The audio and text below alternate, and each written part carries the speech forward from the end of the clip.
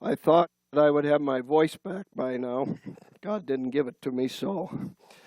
Kids, you can go to Sunday school. I'm not sure who the teacher is back there today, but please go and share. They'll show you where to go, and we'll trust that you will be blessed. It's a wonderful, wonderful time to be here in God's house. To those of you who are listening to me today, it's not my normal voice, as you can tell, and we'll try to scratch through this thing together because I know that it's an important message. Taking partnership in God's work. This is one sermon that I try to avoid.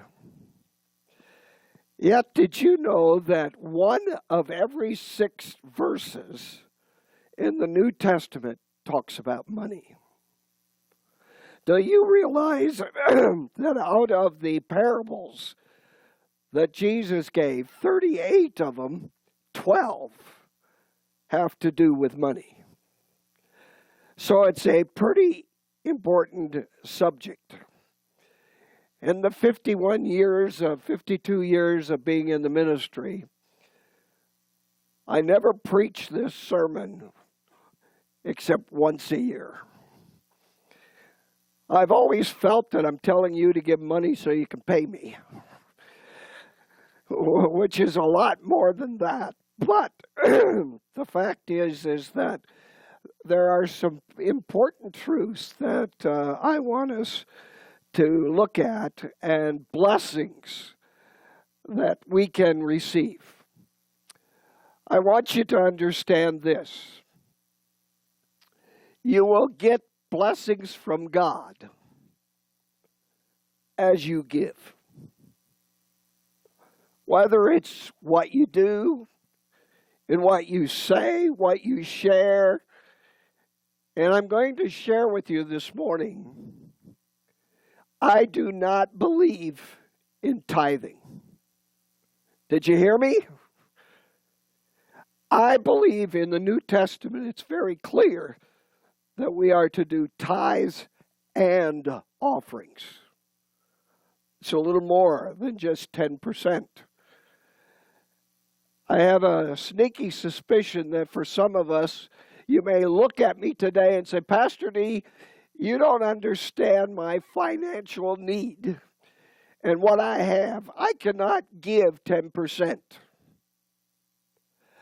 Then what we need to do is pray that your income gets smaller so you can afford 10%.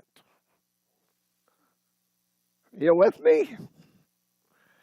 You say, Pastor, that's a disaster. Well, how do you do it? I'm going to share with you how that you can live on less than 20% of your income. Let's go in our Bibles. We're going to come up here to Malachi 3:10. Right in the middle, the last book. Boy, my voice is terrible, isn't it? This is disgusting. I sound like Michaela. But I can sing like Josh in the bass. What did he say? He said, bring in the whole tithe to the storehouse. I want you to understand one thing. Tithe goes to the local church. I don't care where you're going to church, if you're listening to me, what church you associate with, 1/10 of your income is to go into that storehouse. And God said, test me and see if I will not throw open the floodgates. Amen. You're not going to see it unless you do it. Let me tell you something right here. If you're going to go and say, God, prove it, it's not going to happen. God wants you to give out of your heart. We We hold a very unscriptural view of giving. 1/10. And yet he says, in which we'll look at, is 1/10 comes in to the storehouse,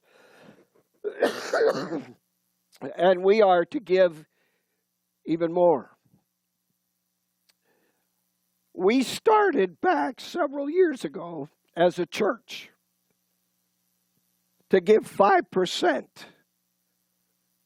of our income that comes in on Sunday morning to missions. The next year we went to 6.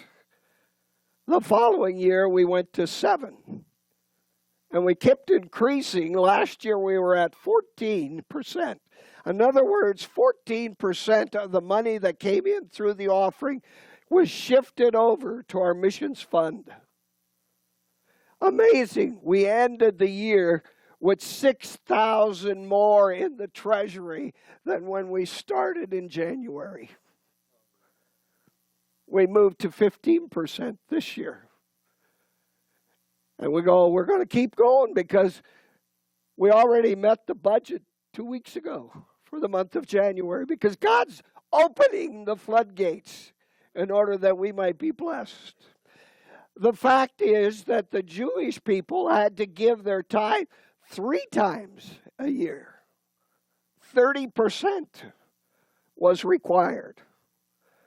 And so that would be, if you take their whole thing of what they did, it was actually 20%, even though it was 3 times, 20% of what they earned, they gave back to the tabernacle. In fact, it was the only way that the tribe of Levi could be supported.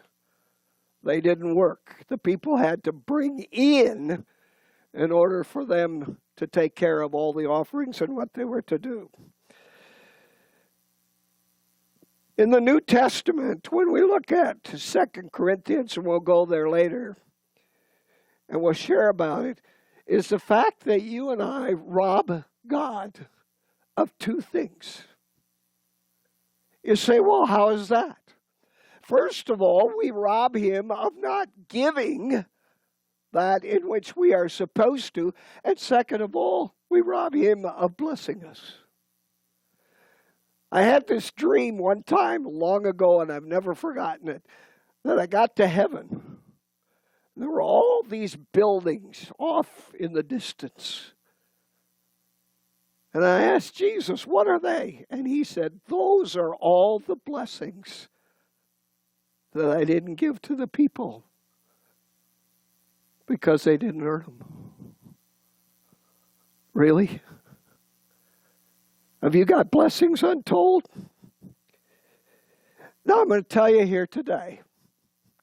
You say, well, how am I going to tithe? Pastor, you do not know my income. There is not one single person here in this house today that can't give $5 a week. $5. And next year you go to 6. And you go to 7. And you go to 8. And it just keeps growing. But you start somewhere and commission it in your heart. I'm going to talk a little bit more about this later on. Let's go to Acts. Boy, my voice. It's disgusting. Sorry, all you people. We're going to see the outreach that we have on YouTube go from 3,000 to 200. Sorry. In Acts chapter 20, verse 35, and we have the verse up here, he said, in everything I did, I showed you but the kind of hard work we must help the weak, remembering the words of the Lord who said to himself, it is more blessed to give than receive. We have a society today who wants to be pampered. They want everything. Give it to me. I want you to understand outside of salvation, there is nothing free. And that cost God his son. Somebody has to pay. Ministry has to happen. And do you know, it's interesting, he says, it's more blessed to give than to receive. In part of that, you're to be a cheerful giver. A little boy was given 2 quarters, and he was supposed to put it in the Sunday school offering. And the teacher knew that he was given 2 quarters, and he only put 1 in. And the teacher said, wait a minute, didn't your mom give you 2? He said, yep. But if I give that 2nd quarter, I'm not a cheerful giver. Yeah. Okay, it's like, here, let me help you with a cheerful giver. Let me change your heart so you want to do it. First of all, you have to have a heart for ministry. You have to have a heart in realizing that it takes money to reach people with the gospel of Jesus Christ. It takes money to run this building in order for us to be able to come weekly and to worship and to do the things in which we're able to do. But you got to have a heart for it. It was funny yesterday, as you know, we had our all-church cleaning. And as most things happen, about 1/4 of the church shows up. But it was the most wonderful group to work with. Everybody was cheerful. I noticed even the ones cleaning the stools were cheerful. We all grabbed a corner and we all were working together. In fact, we had such a good time that we sat down when we got finished at 11:45 and we left at 1:30. Over an hour just sitting, chatting. Maybe it was because they had sore muscles, I don't know, but you got to have that heart that you want to change people's lives. Second of all, you have to be full of humility and integrity. You can't have one and not the other. Some people, it's all about them. I don't care if it's bad or it's good. There are people you do not ask, how are you doing? Because they just heard 5 other people complain about things and they have all of it. Sometimes I wonder how many people can be that sick and walk around. That much trouble and get up in the morning. I mean, it's something, you don't even want to listen. You don't ask the question. You just simply avoid it. It's all about them. And integrity. What's integrity? We've lost it. I'm telling you today, and all of you that are listening, you have to root for the Kansas City Chiefs and the San Francisco 49ers. You say, that's not my team. It's going to be today. You say, why? Because both of those quarterbacks have a strong love for Jesus. I don't know if you watched the game. I watched the highlight last week. The reporter didn't know what to do with the quarterback from the 49ers because all he wanted to talk about was Jesus and not winning the game. And she kept looking all over. Well, I think she was hoping somebody would come up and she could change it. I don't know.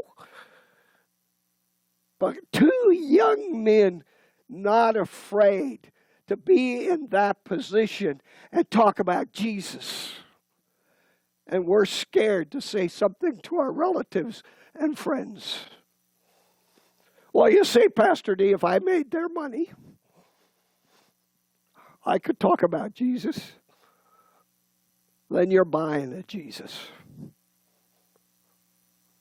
We talk about him because we love him. and He blesses us. The third thing is that you are given to passion and generosity. Now, when I go into a restaurant, you're supposed to tip 20%, right? I do and I don't. If I go into a restaurant and my wife and I, looks like there's two wives, the way my voice is. Boy, I'm sorry, folks, it's annoying to me. We go to Red Lobster and the meal is $80. I don't give 20%. But if I go into a restaurant and we share a meal and it's $10, I give more than 20% because she had to serve us as much as a big meal. You follow me? But that's the generosity of my heart. If you don't have a heart of generosity and it's all about you, you're in trouble. Because the fact is, you got to have some passion for some things. And if you don't have passion for God, what passion is there? As most of you know, I have a little truck, a collector item. I never thought in my life that I would ever have one. It's a shame because it sits in the garage. I go and look at it once a week. I got a little sign coming for it. It's a little Dodge Dakota. There's only 500 of them made in 2000. It's got low mileage, never driven in snow or rain. I got a sign coming for it that says, I want to be a Dodge Ram when I grow up. I love that little truck. I love driving it. But it's a toy. Yep, I know. The price of the toy determines the age of the person. But you know what? All of us have toys that are not important. It's always amazing to me that people do things that they do, but they can't afford to give to Jesus. Really? You start with Jesus first because you have a passion that you want to do this, and you're going to make sure that comes out of the generosity of your heart. Well, let's go on. In 2 Corinthians 9:7, each of you should give what you have what? Decided in your heart. What does that mean? That means that before you come to church, you get alone with God and say, God, what am I supposed to do? Ooh.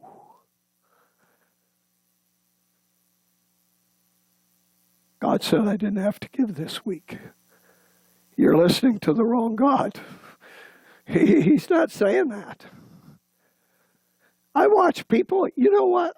I've been in ministry 51 years, and I watch people come into church, open their billfold, and fan through a whole bunch of money and pull out $1. Really? First of all, I want you to know I have no dollars in my pocket. All my dollars go to Debbie. She's responsible to pay the tips. Okay? So we use those dollars for that. I never once opened my billfold and say, we'll give this. We were in a church last Sunday that was the only time we'll probably ever attend. Debbie says, what do you got in your pocket? I got a 20. What do you got? No, I don't have anything. Then write a check. I was in the house of the Lord. I was being blessed. I wanted to share in that ministry that started 5 years ago, and they're now over 1,000. Amazing ministry. We had decided long ago that we don't wait till Sunday morning to decide what we're going to give. We have always, in ministry, given our tithe check before we were paid. Always. Now, we do it differently. You're going to see today when we have the annual meeting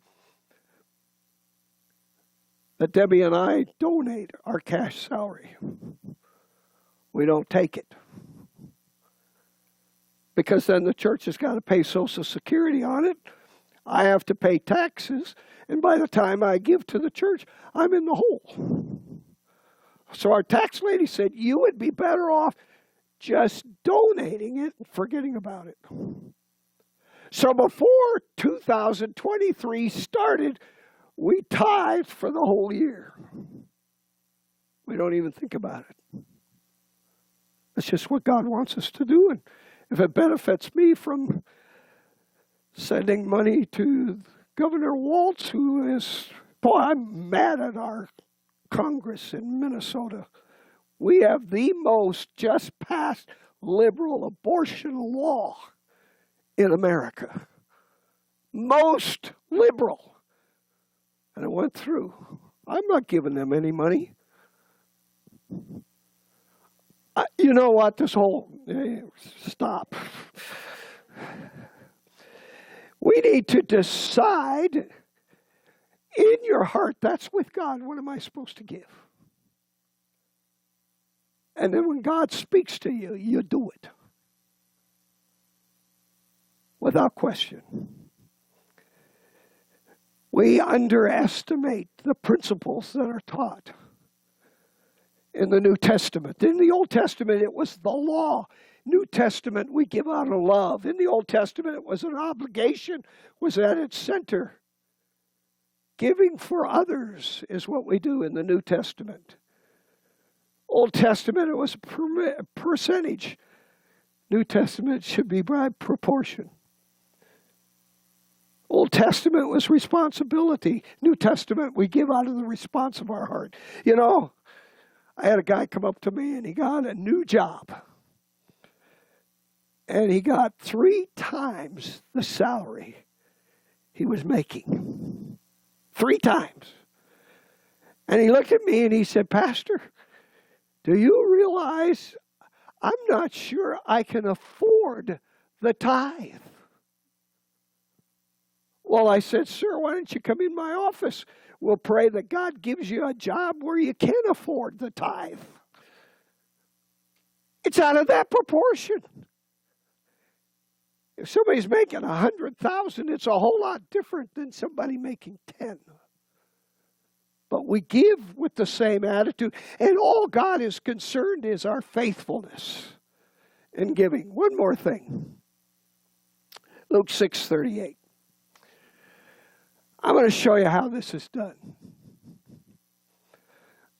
But I want to give you an illustration. I was so happy my tax lady called me yesterday and my taxes are done. I'm not getting back as much as I wanted. But I want you to understand that we decided a long time ago that God is first. And I want you to understand what happens if you give when your heart is right. When we did all our taxes and did everything up, 20% of our 22 income went to God. Now, this is the first year that Debbie's been on part-time work. But we did it. We've been increasing a percentage a year. And the amazing thing is we got $8,000 more in savings than when we started last year. And she makes less than half the money she used to make. And I still have a toy.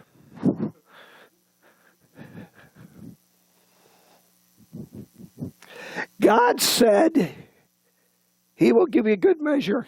Now, what we're going to do is we're going to change the camera, and I'm going to give you a little illustration about what it's like to be pressed down, shaken together. What we're going to do is we're going to start with a container. It's not quite full, is it? So what we're going to do is we're going to fill it up. If I can get this plastic bag open.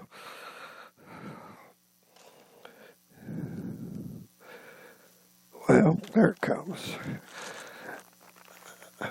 Now, some things work and some things don't. I'll tell you what happened. When I was in high school, all the senior boys had to go to home ec for 6 weeks. And all the girls went to shop for 6 weeks. Well, when the teacher asked me to put in a tablespoon of oil into the recipe, I asked her if she wanted it heaping or level. She didn't think it was very funny. And she sent me out of class. It was wonderful. I got to go to shop and help all the girls learn about tools. But I don't cook even today. Nor am I going to learn, nor do I want to learn. So when I want something full, I want it really full. Okay, you say that's full, right? No, it's not full. Because we have something in Minnesota that I'm sick of. And it's called snow. But we can take all kinds of snow and we can pack it in there. If we want this to be really full, right? So now we're doing the second part. We're pressing it down. Now you say, now we got it full. Not yet. Because what we're going to do is there's a lot of empty spots. Notice.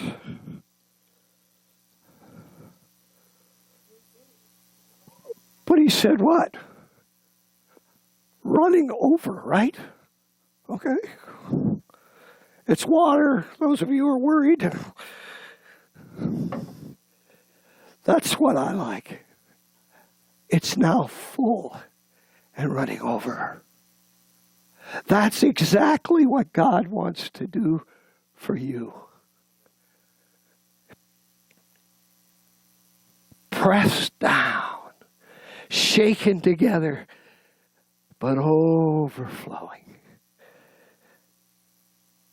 That's why I like to go to buffets.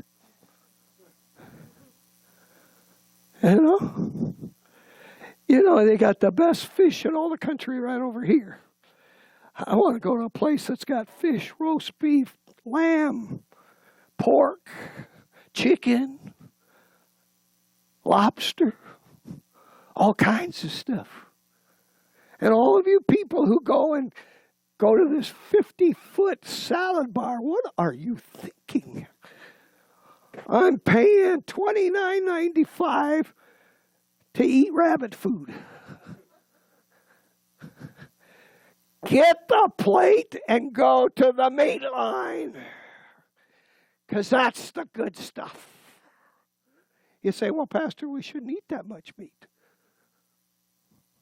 Really? Look at me. I eat meat. I don't eat vegetables. We went out to eat last night, and Debbie reaches over to my soup dish on the outside, the plate in which it was on, and scooped up all the carrots. She needs help with her eyesight. If carrots are so good for your eyesight, how come there's so many dead rabbits on the side of the road? They're not seeing very good. I don't know about you, but if you had a chance to leave here and you can have a little cookie or a slice of your favorite pie, which would you take? Now, if you said, I'll take the cookie, you and I need to have a talk. We need to have a real come to Jesus meeting. You know, I love it when you go to a place for dinner and they gather up the dishes and they go, keep the fork. Oh, yeah. We're going to have some kind of cake or some kind of dessert or pie that's going to require a fork and not a little spoon of ice cream. It's going to be something really good. Listen, what I'm trying to impress on you today, you can't outgive God if you give it with the right heart. And I challenge you to do exactly that. Do you realize that in our church this past year, let's just say, and this is not the average, it's greater than this, but the giving average in our church, let's just call it 20 because it's easier to figure. $20 per week. We average 11 to 12 of our main families absent every week. That is $200 we lose, follow me, in a year, 52 Sundays. That's over $10,000. That's what happens when you don't give when you're not here. Now, we got a lot of people in our church. We have the offering plate in the middle because we have a lot of folks in our church who give just once a month. Some give direct. Goes right from their account. Boy, that's a good way to do it. If you're not sure you should do that for the church, let me give you my account number. We'll start there. But when you give God His proper proportion, He doesn't have your car breakdowns because the mechanic pays his tithe, so he's going to get the tithe one way or another. It's amazing what happens. We saw it. We are a testimony for you as your leaders of the church. And I don't say that to you to brag. I'm saying to you, it works. We don't even question. We just do things. And we do it. Debbie says, I can't play as much. Right. You got to work harder. You know, we had this wonderful thing with the car I own. The right blinker light went out. Really? Take it into the shop to have it fixed. Oh, you got to make an appointment. Okay. Take it in. How long will it take? 4 to 5 hours. 4 to 5 hours to change a blinker light? Give me a break. They had to take the bumper off and a whole bunch of other things. And fortunately, they were smart enough to put both blinker lights in. But it was a huge bill. What are we going to do? God has a way of taking care of it. He just gave Debbie a whole bunch of overtime. Yeah, I like it when it's her overtime. Took care of it. Because God's going to take care of you. It'll work. It'll happen. So I'm challenging you to start somewhere. Raise it 1% a year. If you're watching by YouTube, maybe I would guess half of you shut me off a long time ago. God is indeed good all the time. And He wants to bless you as much as anyone else. Take a step when you can't see the stair step. because He's there. He's there. Josh, I'm going to ask you to come and close in prayer. What we're going to do is, today is our visionary meeting.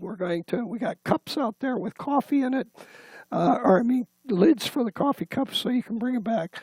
Oh, don't spill on the chairs. Those ladies worked hard cleaning those yesterday. But we want you to go out and get it. If you want a water bottle, whatever you want, get it and come right back. It's not going to take very long, especially if I can't speak very much. It'll go really, really fast. But let's just stay around and find out what God's doing.